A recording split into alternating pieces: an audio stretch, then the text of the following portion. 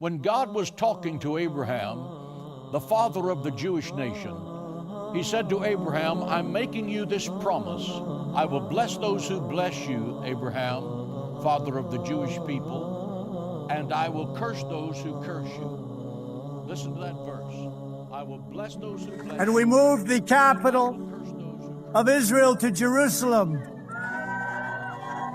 That's for the evangelicals. You know, it's amazing with that. The evangelicals are more excited about that than Jewish people. It's really, right? It's incredible.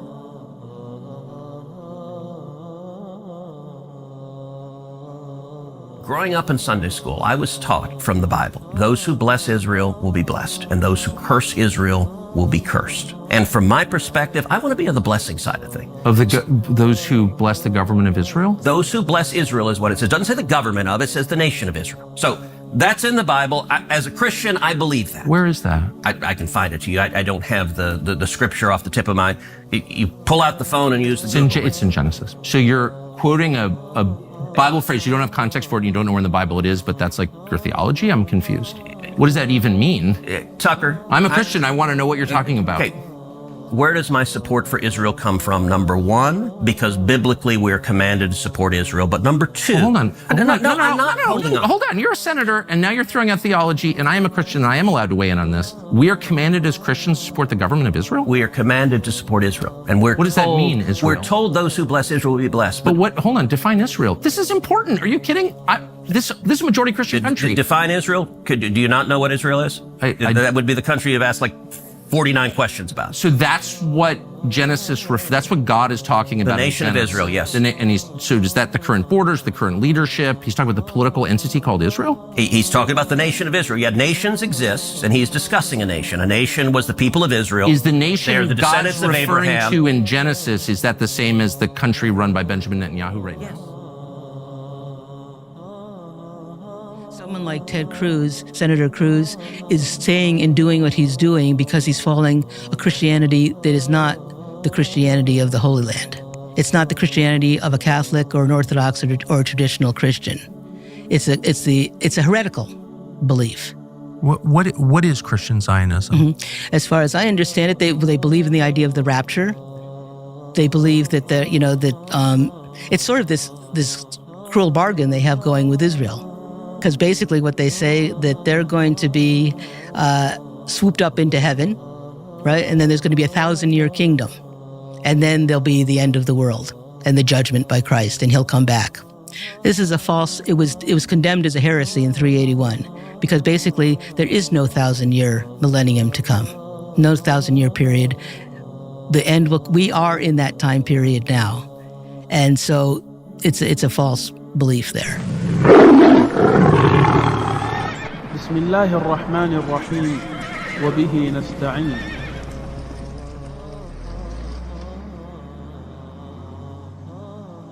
Christian Zionism preceded Jewish Zionism. Really? And had a great influence upon it. Ah.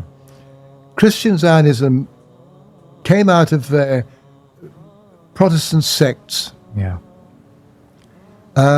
It was, again, very importantly, considered a heresy by the mainstream religions.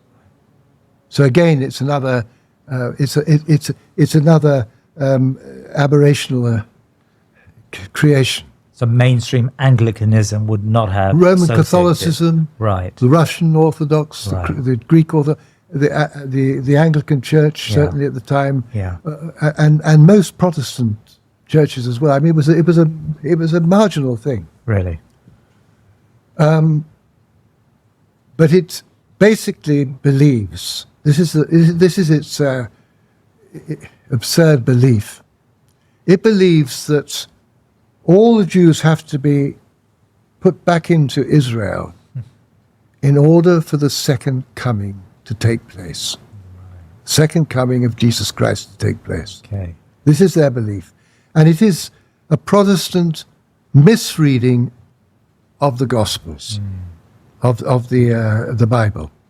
It's basically where real theologians, proper theologians, had these do-it-yourself theologians putting together this absurd concept. Yeah. But it had devastating consequences.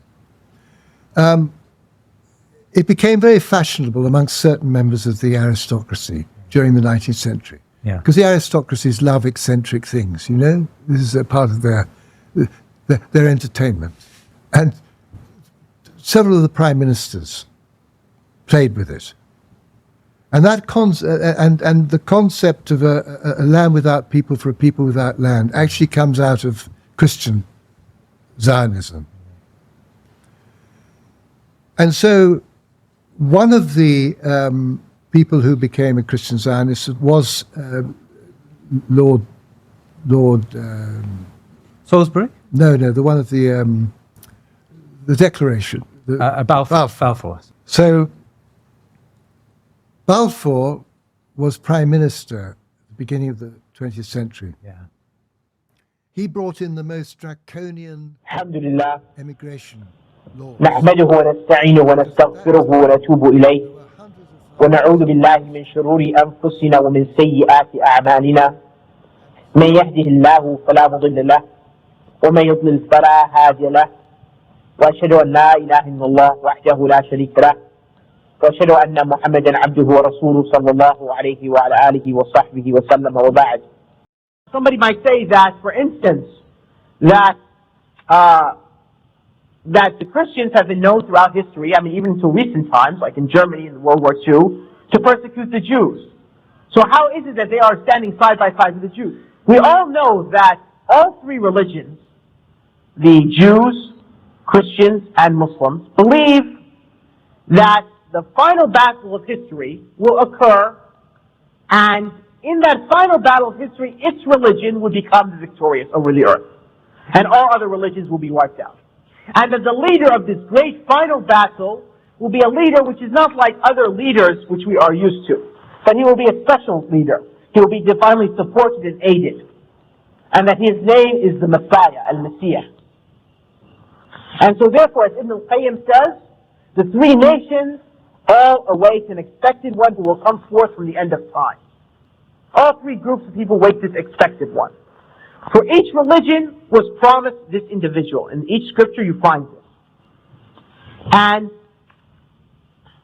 the Muslims await, of course, for the return of Isa ibn Maryam, who, as the Prophet ﷺ has told us, will be a Muslim ruler, judging by the Quran and the Sunnah, and he will break the cross and he will put an end to Christianity, and he will not accept the jizya, meaning people will either become Muslim or they'll be put to the sword. And he will exterminate the pig, which the Christians have made lawful for themselves. And we also know that during his time, he will lead the Muslim forces who will fight a battle against the Antichrist, the Dajjal, who will have amongst his followers 70,000 Jews from the city of Isfahan. And that Isa ibn Maryam will kill the Messiah Dajjal with his spear, his javelin, and he will show his blood to the Muslims. And then the Jews will flee when they see that their king has fallen, and they will hide behind rock and tree, and rock and tree will say, "O Muslim, O Abdullah, there is a Jew behind me, come and kill him." This is what the Muslims believe. And the Christians believe that the Messiah will come down, Jesus the son of Mary, and he will exterminate all the people of Canaan, the Muslims in other words, and the Jews in the battle of Armageddon. And the Jews believe, according to the Talmud, that when the Messiah comes, who they do not believe is Isa ibn Maryam, he will come and he will exterminate all the Christians and the Muslims. So each religion is waiting for the Messiah to come. The Muslims and the Christians are in agreement to his identity, that it's Jesus the son of Mary. But they are disagreement as to who is Isa ibn Maryam. Christians believe that he is the son of Allah, and that he is, Muslims believing that he is a prophet of Allah. And the Muslims and Christians are in agreement that the Messiah will exterminate the Antichrist, which we call in English, or Dajjal of the Jews, the kings of the Jews. We're in agreement to this. And so based upon this, the future battle, what's going to happen is going to be a battle between two Messiahs.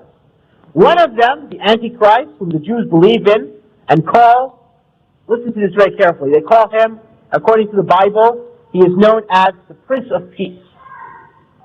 And this is what? The era of peace, they say. And they prepare for his arrival. They don't call him the Antichrist. I mean, even though the Muslims and the Christians believe that when the King of the Jews comes, he will be the Antichrist, the Jews do not believe he's the Antichrist. They believe he's the true Messiah. And the other one, the other Messiah who will engage in the battle, is the true Messiah, the son of Mary alayhi salam, who the Muslims and Christians both believe will descend from the heavens and return to earth. Now, the Jews and Christians agree that this expected Messiah will be from the children of Israel. I mean, they're in agreement that he will be a descendant of the children of Israel. And the Muslims also agree that because Isa ibn Maryam was from Bani Israel. And the Christians and Jews believe that he will descend among the children of Israel. This is what we disbelieve in. We believe that when Isa comes down, alayhi salam, he will not come down among the children of Israel, but he will come among the ranks of the Muslims as they pray Salat al-Fajr, as they are preparing for Salat al-Fajr. The Jews and Christians believe that he will come down and descend where? Among the children of Israel. And therefore, they believe that the children of Israel will be his soldiers and his supporters. And that the capital of Jesus will be Jerusalem. This is what the Christians and Jews believe. And they also believe that his return will come at the beginning of a millennium, at the beginning of 1,000 years. Okay. So they believe that he will come amongst the children of Israel, and they believe that he will come at the beginning of 1,000 years, at the turn of a millennium, and that the children of Israel will be his soldiers and his supporters. What do they base this belief upon? Well, they base it upon some of the interpretations that they have of the revelation of St. John the Divine, which is one of the last books in the New Testament. You know, the New Testament has many books in it, right? And one of the books is called the Book of Revelation, where they say that John, who they claim is one of the Hawariyun, one of the apostles of Jesus, disciples of Jesus, that he had a dream where Jesus came to him and said, this is what is going to happen in the future. And based upon this interpretation, they say they have these ideas. And they also base it upon the dreams of certain of their monks, of their religious leaders and their rabbis, and the visions of some soothsayers, like Nostradamus. They also interpret events based upon this. And therefore, before the Gulf War 5 years ago in 1990, when the Christians came to the lands of the Muslims and the war was going to come, the level of intensity of faith in the return of Jesus reached really high proportions in America and in Europe and elsewhere among the Christians. Because some of them thought that this battle of the Gulf War was the beginning of the Battle of Armageddon, and that Jesus was going to come any moment. And so therefore, as we now approach the end of this 1,000 years, the second millennium, and we start now the third millennium, the year 2000, it's just only how many years away? Just 3.5 or 4 years away. We find that two dreams converge where this bogus promise, this bogus interpretation of the covenant of God given to Abraham comes about. The first is the Christian dream, a dream for 2,000 years now, that the Messiah, Jesus the son of Mary, will return, descend back to earth, and in the battle of Armageddon, as we shall express, will kill the Jews and Muslims and all those who don't follow the religion. And the Jewish dream, which they've had now for 5,000 years, that their king will come among the descendants of David, who will kill the Christians and Muslims and make humanity slaves for the state of Israel. And this king is none other than the Antichrist, as we know. And it was from this standpoint that the Jews and the Christians agreed that they have to create the state of Israel and put all the Jews back in the state of Israel in order to prepare for the return of the Messiah, according to each interpretation. Because each group is waiting a Messiah. And so therefore, even though logically it would seem that in this time period, Muslims and Christians should be in unity and working together to fight the Jews, because we all agree, Muslims and Christians, that the true Messiah is Jesus the son of Mary. And we all agree that the Messiah of the Jews is the false Messiah, the Antichrist, who the Muslims would fight. So a logical review would mean that in this period of time, the Christians should be helping the Muslims fighting the Jews. And that a war, an unrelenting war, would occur between the Christians and the Jews, because in preparation for that final battle between the two Messiahs. But what has happened? Are the Christians on the side of the Muslims in this issue? Or on the side of the Jews? What is this indicative of? This shows us the deeply rooted hate the Christians have, where they are willing to give up all their monetary benefits that they can gain. As one person said some 15, 20 years ago, they're willing to give up all the oil of OPEC for a bunch of oranges that come out of Israel. They're willing to give up all these monetary benefits, all this, also the religious benefits, which they, the religious necessities of the religious beliefs, in order to work with the Jews. And so therefore, they came up with this idea. Let's not discuss the details of how the Messiah is going to come back. What we should do now is just prepare for his coming, and then when Jesus comes back, or when not Jesus, the Messiah comes back, we'll see. If he's the Messiah of the Jews, we all become Jews. If he's the Messiah of the Christians, then you all will become Christians or face his sword. And so therefore the Jews and the Christians came together and said it's in our interest for us to leave this issue hanging as to his identity and work at putting the Jews back in the state of Israel, the land of Palestine, to prepare for the coming of the Messiah and work against their common enemy. Who? The Muslims. And therefore, we find that Jews and Christians are standing side by side for the first time in history for this matter. Throughout history, Christians have been persecuting Jews. And so therefore, it is not surprising why we find the Jews and Christians standing side by side if we look at this issue in this way. But what is surprising is that why would the Muslims, the Arabs in particular, run behind these Jews and Christians? And so therefore let us review three events of this century. Now, we know that at the beginning of this century, at the year 1900, like in the end of the 1800s, 1880s and 1890s, the Christians said, well, if Jesus is to come back, if he doesn't come back at the beginning of this last century, meaning of the year 1900, he's going to come back at the end of the 1990s, in the year 2000.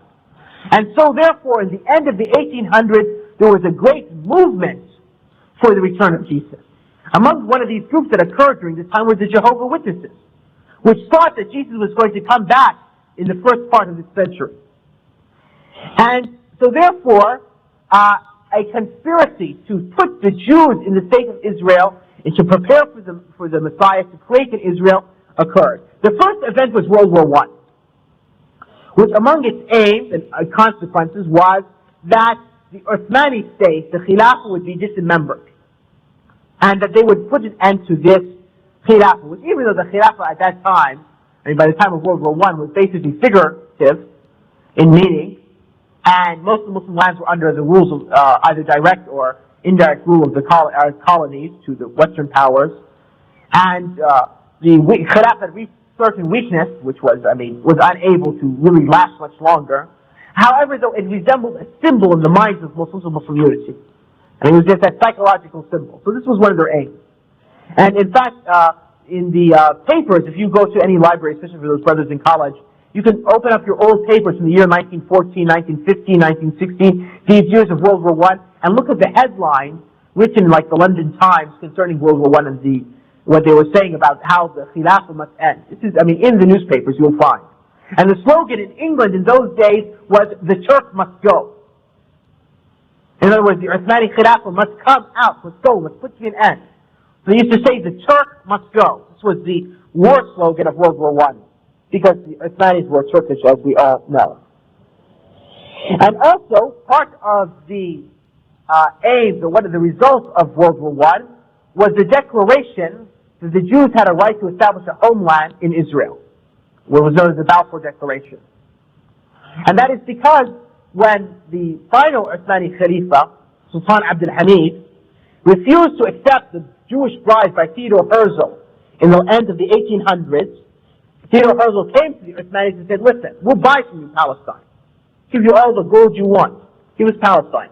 So when he refused, they decided to remove the Uthmani Khilafah, and Balfour, Lord Balfour here, who was the foreign minister, and who was a fanatical evangelical, as we will see, came out with this declaration that the Jews have a right to establish a homeland, a national home in Palestine.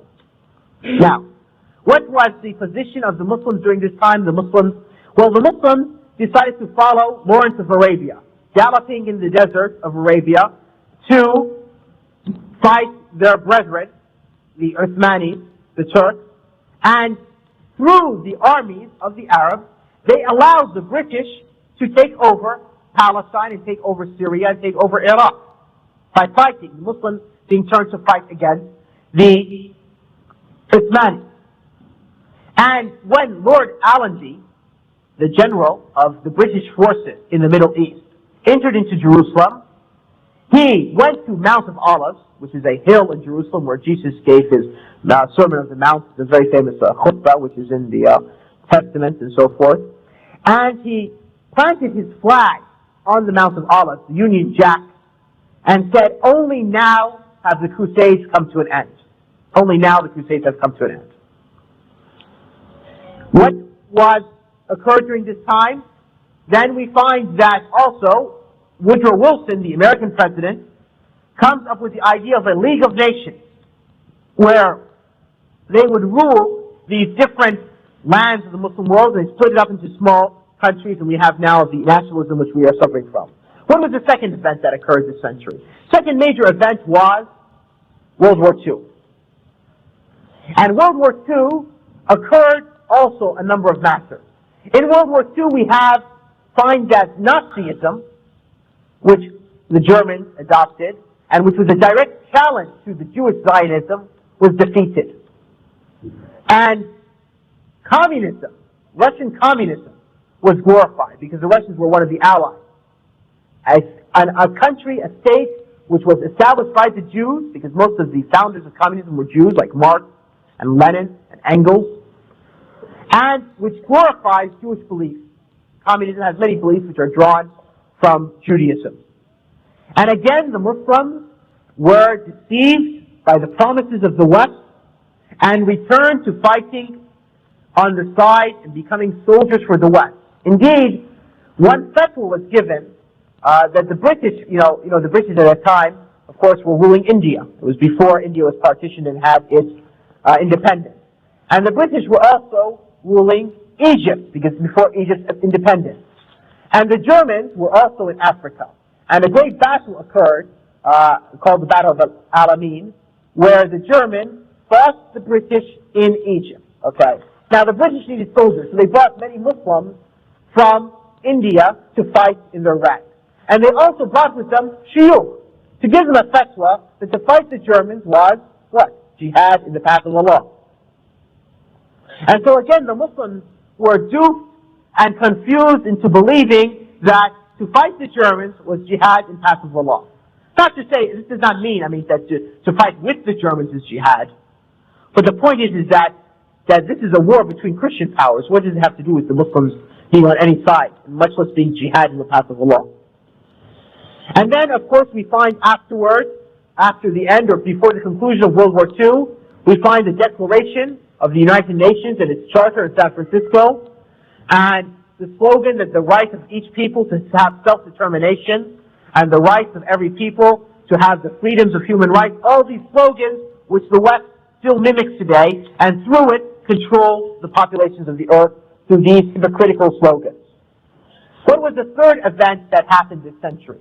Third event happened just a few years ago, in the end of the 80s, with the collapse of communism, and what was entitled the International Reconciliation between the Russians and the Americans.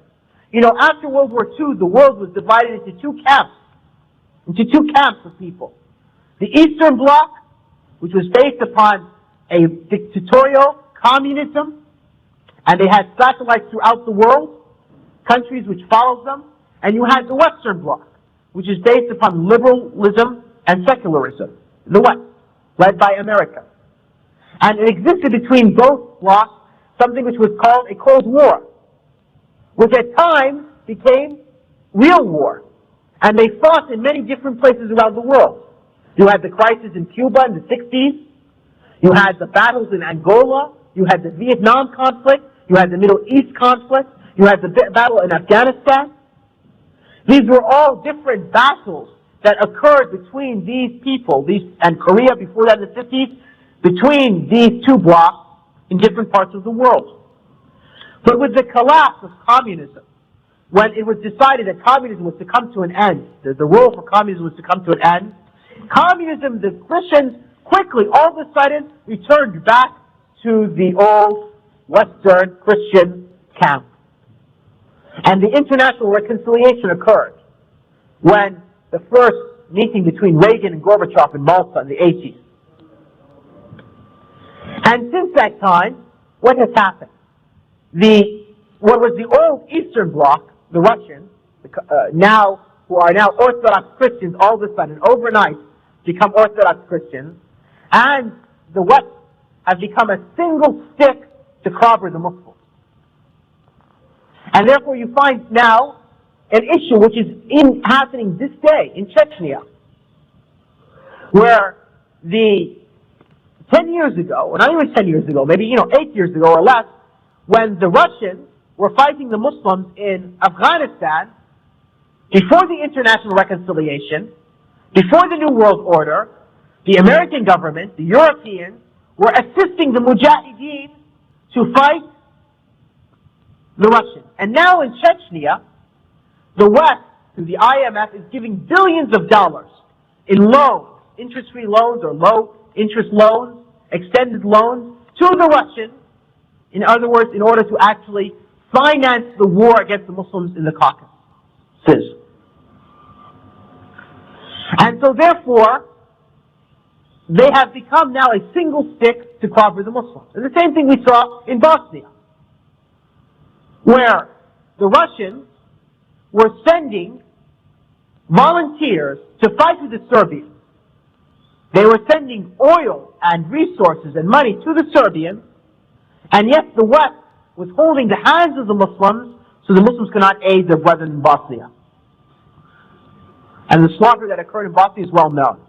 So this match has ended, and people now have accepted this idea of a one world, new world order, a one unified world, a single government, with the West leading, with American control and dominance over the world.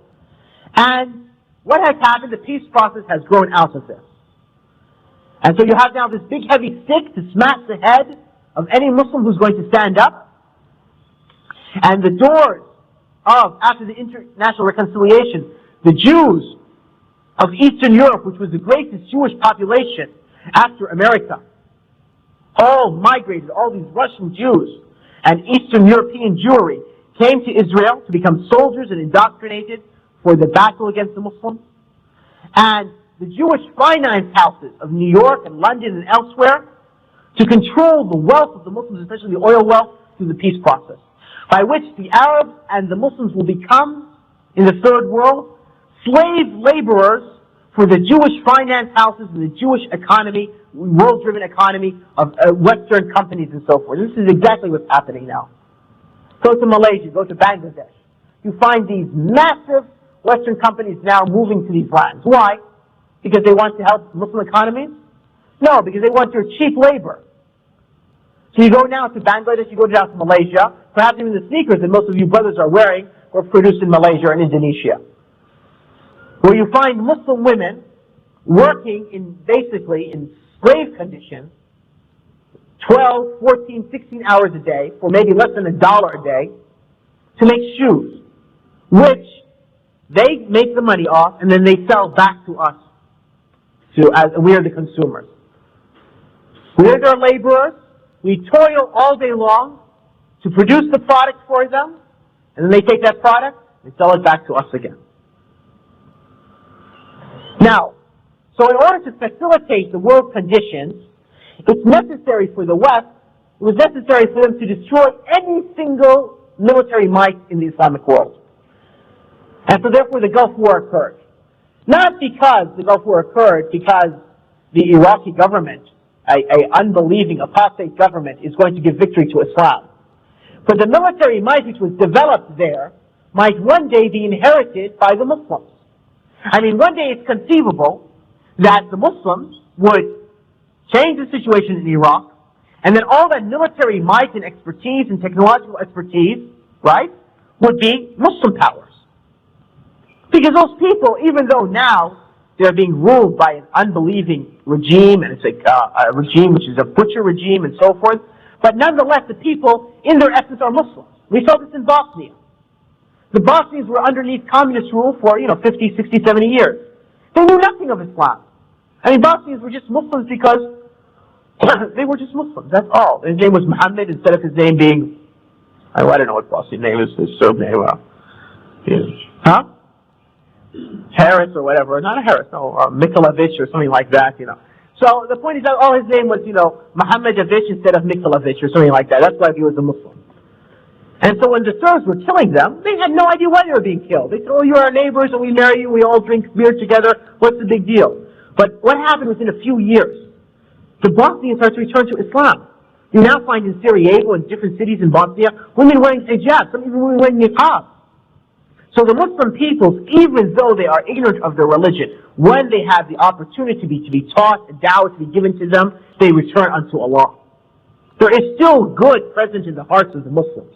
They just need somebody to go out there and preach to them and to remove these forces and these ideas away from them so that you can grow and let them develop. And so therefore the fear of the West was, even though they had built the armies of Iraq, that it would one day be inherited by the Muslims. And so therefore they had to destroy it. And this is what's happening throughout the Islamic world. No Muslim country is allowed to develop to the level where it might become a powerful nation, or it might in the future become a land. In Pakistan, when Zia al-Haq, with all his faults and all his matters which we would disagree with, right? But because he had an Islamic sort of sense to him, okay? Because he had an Islamic spirit in him, they assassinated him. And when they assassinated him, they were willing to assassinate the American ambassador on the airplane with them. And they switched the situation in Pakistan, as Pakistan was supporting the Muslims, and there was a growth in Pakistan towards implementing the Sharia, was all of a sudden switched, and who has now taken over? Who is the model of Islamic, sisterhood or motherhood, I don't know what, but has come about. So see, the point is that the West will not allow any Muslim country to reach a level of development. Even though the people might be secularists or so, but in the fear that in one day, the Muslims might then, the dawah might spread and take over the resources. So they'll engage it in civil war, they'll engage it in a war they will cause it some sort of problem in order that the Muslims will never reach that level. Not that these regimes themselves will carry the battle of Islam, but in the fear that one day they will inherit, the Muslims of that land will inherit that. Most of the Muslim population in the world today is under 21 years old. Under 21 years old. The population in Algeria now, for instance, okay, it said that more than 60% of the people in Algeria are under 16 years old. More than 60%.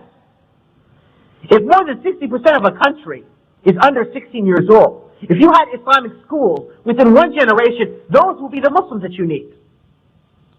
But if a bunch of 16 years old kids are living in circumstances of civil war, living in circumstances of confusion and displacement and poverty, where people cannot go to school and not learn and know there's no dawah, and people are engaged in fighting and killing each other, how can you imagine that an ummah will come about with that? You will not have an ummah. You will have a generation of lost people, lost youth, who when they are in their 20s and 30s will know nothing but killing. Will know nothing of Islam. They will not be capable of doing anything. They will be uneducated either in worldly or religious matters. Like in Somalia. Somalia has a very young population. If you look at the demographics, take the United Nations statistics, it's very young. But the Somalis cannot be imagined that at this time, that this generation will be able to do anything, because it's a lost generation. They know only clan warfare and killing and so forth. Not one of them has sat down in school for one day to learn something. So it's a lost cause. And so this is what is happening. Because in one generation, the Islamic world can change if there are schools, if there is da'wah. Because the population of the Islamic world is extremely young. And it said, I think the latest thing I read, that the majority, maybe more than 50% of the whole Islamic world is under than 21 years old. And of those 1 billion Muslims, it said that maybe more than 50% is under 21. Do you see how the youth, you could change a generation within 30 years? Those youth could become the parents of a new generation, which would be upon Islam. But it's important then, therefore, that these youth never reach their potential. That they're diverted from that by one way or the other. Either corrupted into living lives where the role model is Michael Jackson and Madonna, or caught into starvation and displacement, or caught into an issue of warfare and civil unrest, or caught to follow all these strange and sects and so forth, and deviant groups like Sufis and Shias and so forth, all to set them off from the path of Allah. Foreign Affairs magazine quoted Nixon as saying that the United States and Russia must unite together to fight Islamic fundamentalism, which has, occurred as we saw in Bosnia and now in Chechnya. Okay, so therefore this idea of returning the Jews back to Palestine first began with the Christians. The idea of Zionism first began with the Christians. And that, unlike what most of us think who've studied history, modern history, think that the first call to Zionism began with Theodor Herzl in Switzerland in the 1800s, but it really began 4 centuries before that amongst the Christians. And if we do not understand this, we will not be able to understand why the West supports the Jews in this conflict. How were the Jews formerly treated in Europe? For those of you who have studied history know that the Jews are cursed in the New Testament. The Jews are cursed. Indeed, we know from the Quran that Allah cursed the Jews from before the time of Jesus alayhi salam. Because Allah tells us in the Quran, in Surah 5, verse 78, Surah Al-Ma'idah, that cursed were the unbelievers of the children of Israel by the tongue of David and Jesus, son of Mary. That for the rebelling and their transgression. The Jews are accursed, that the Christians realizing this, that they are murderers and bloodsuckers, was not the reason for Christian enmity. But the Christian enmity towards the Jews is because the Christians believe that the Jewish crime is that they killed the Lord Jesus. The Christians believe that the Jews killed God. And so therefore an enmity occurred between them from those days. But as Allah spoke truthfully when He told us in Surah An-Nisa, that they neither slayed Him nor crucified Him, meaning Jesus. And as a result of this, the Roman Catholic Church, who is located in Rome, as you know, has continued to curse and show enmity to the Jews in an amazing way. One of the oddities of this enmity and this animosity was that in the Middle Ages, when a dangerous plague spread in Europe, which was known as the Black Death, and killed millions of people, laid whole cities to waste, the Pope declared, or it's not the Pope, but at least certain Christians declared that the cause of this disease was the Jews. So they used to put the Jews to the sword. It's as if any and all filth and evil in the world is to be laid at the doorstep of the Jews. And as a result, the Jews faced much persecution in Europe and faced violent cleansing. Ethnic cleansing began with the Jews in Europe. It occurred in the 13th and 14th and 15th centuries in Britain, in Germany, in France, and other European countries and cities. Jews were cast out, were killed, were expelled in order to cleanse the societies from the evil of the Jews. And that's because the Europeans, the Christians, saw them as the most dangerous and most evil of Allah's creatures. And it was from this hell of Europe that the Jews fled to where? To the sanctuary of Al-Andalus, of Islamic Spain, where they were sheltered by the Muslims. And when the Christians overtook Al-Andalus and removed the last Muslim stronghold or foothold in Andalus, which was in Granada in 1492, the Christians then began to expel the Muslims and the Jews from Al-Andalus. And what became as the Inquisition occurred. And so the Jews were forced to flee with the Muslims, and the Jews fled to the Muslim lands, especially the Turkish areas under Turkish control, like Greece and the Balkans and so forth, and Cyprus and these lands. And it was during this historical period when the Muslims were taken out of Al-Andalus, that Allah decreed that two significant events occur. Two significant events which we lived its aftermath until today, even though it's 500 years has passed. The first event was the discovery of America by the Europeans, a historical geographical event. And the second event was the emergence of the Protestant movement in Christianity and the split of the church. You brothers probably know that Protestantism, or that Christian sect who objected to and revolted against the authority of the Pope of Rome, the Catholic Church. In general, in summary, they believe that no human being can stand intermediary between them and Jesus. And they argued that biblical interpretation and biblical reading should be for every single individual to do. In other words, before that, the priests were the only ones who would have copies of the Bible, and they would read and interpret it to the laity or to the common folk. However, they believed that every Christian should himself be able to read his Bible and interpret it and so forth. And they also believed in a literalism of the Bible. That unlike the Catholics, they believed whatever is mentioned in the Bible should be taken literally and not be given figurative or allegorical interpretation. Now, in these ideas, they were influenced by the Muslims. So much so that Martin Luther was accused himself of being a closet Muslim. And that is because the Christians, when they came to the Muslim lands during the Crusades that occurred before this by 2 centuries or 3 centuries, they came into contact with Muslim civilization and Muslims. And they saw that the Muslims had no priestly hierarchy or class. That Muslims had no intermediaries between them and Allah. That every Muslim would read the Quran himself. And that Muslims believed in what the Quran said literally, without figuratively interpreting it. And so therefore these ideas were embedded in the psyche of the European when he returned back after the Crusades. And therefore a religious movement, a revolt occurred in Europe, led by Martin Luther. One of Martin Luther's things that occurred with him is that they translated for the first time the Bible out of Latin into what is known as the vernacular, or the languages spoke by the European people. And what was translated was the Old Testament into German and into English. And as a result, Protestantism was spread predominantly in Northern Europe, in Germany and in the United Kingdom, which we call now the UK or England in those days. And what had occurred was that people started to it became a religious movement, okay, that was rooted in the Old Testament, which they were reading in their vernacular, in their common tongue. Instead of reading it in Latin, they would now read it in English or in German or in whatever. And as a result, when they read this, they saw these prophecies saying that the children of Israel were going to be blessed in the seed of Abraham.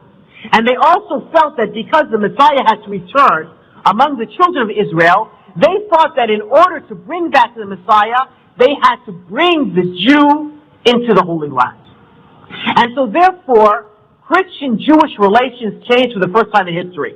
Rather than Christians putting the Jews to the sword, as they did in the Catholics, the Christians started to support the Jews. And as a result, it's considered that, for instance, Napoleon, when he attacked the Islamic world and conquered Egypt in 1798, one of his main aims, besides conquering Egypt and so forth in order to, but one of his main aims was to take Palestine in order to give it to the Jews. And likewise, one of his aims was, of course, most of you might not know, that he attempted to go to Medina to take the Prophet's body out of his grave and put it in the Louvre Museum in Paris. So, Napoleon one of his aims was to let the Jews come into Palestine. And so therefore, Christian-Jewish relations started to improve slowly and slowly. And the Jews, seeing this, decided to take advantage of this.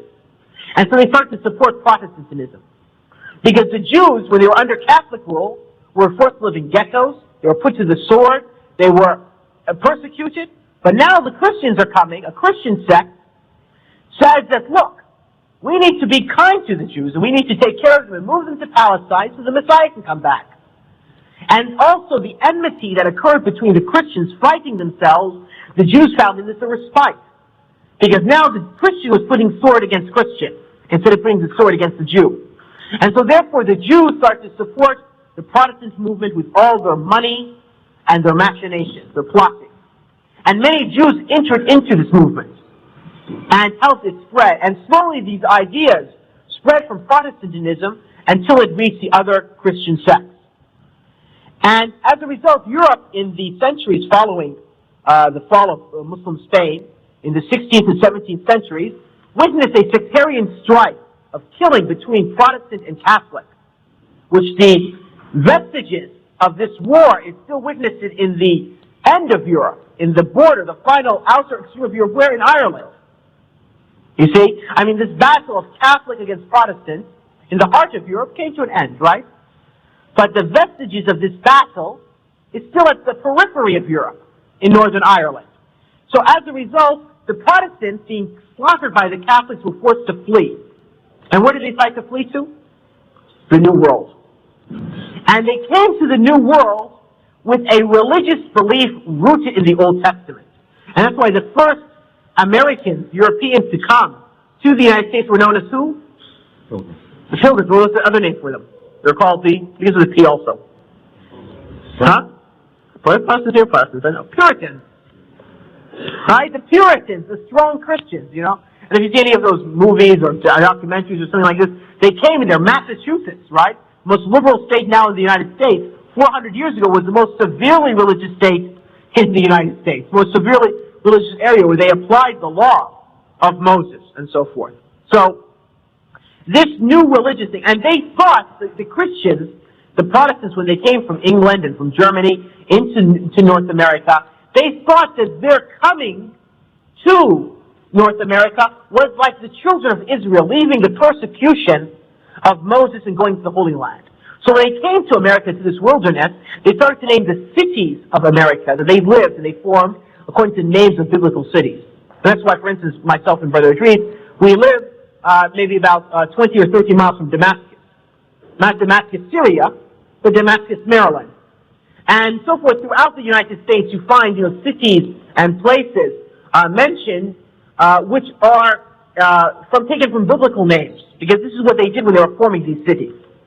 And they thought of themselves like the children of Israel. In fact, it was even considered when they formed the United States of America, when they were debating, when they revolted against the British crown, and they thought, what should we call this country? And before they decided to settle the United States of America, an idea was put forth to call it New Israel. See, it's a reflection of this biblical belief. And that America was established, as Carter said in the speech that I quoted, or that excerpt of the speech, upon this Protestant biblical foundation, Old Testament foundation. And now you can understand why, if you understand this, how America is rooted in the Old Testament. How come America, with all its might and its wealth, stands in to support the Jews now in Israel, and stands prepared to receive the Antichrist, or the Messiah who they expect will appear in the year 2000. And as a result of this, throughout American history, you find people calling to Jews gathering in Israel and Palestine.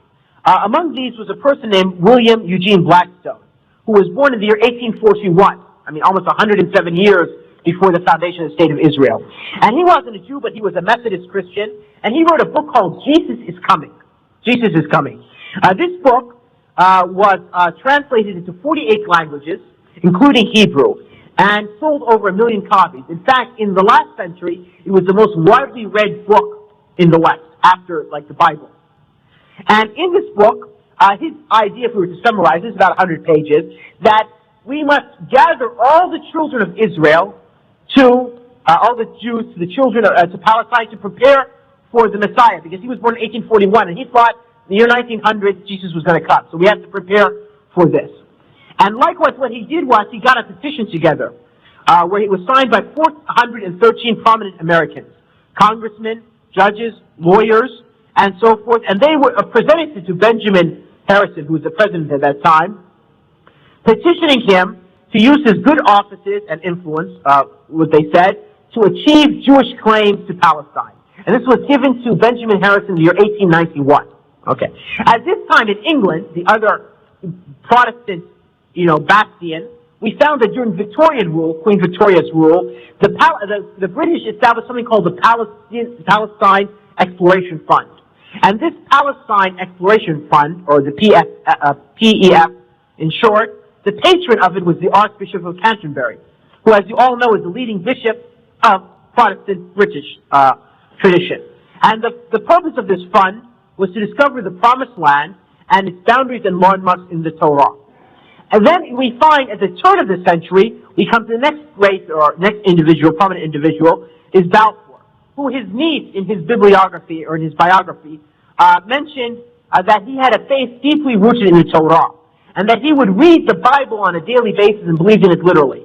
And it was a result of this faith of his that he composed the Balfour Declaration, allowing the Jews or giving them a right to live in, establish a homeland in Palestine. And at the same time, during Balfour's time, you had the Prime Minister of England at the turn of the century was Lloyd George, who calls himself a self-confessed Zionist. Here he's calling himself a Zionist.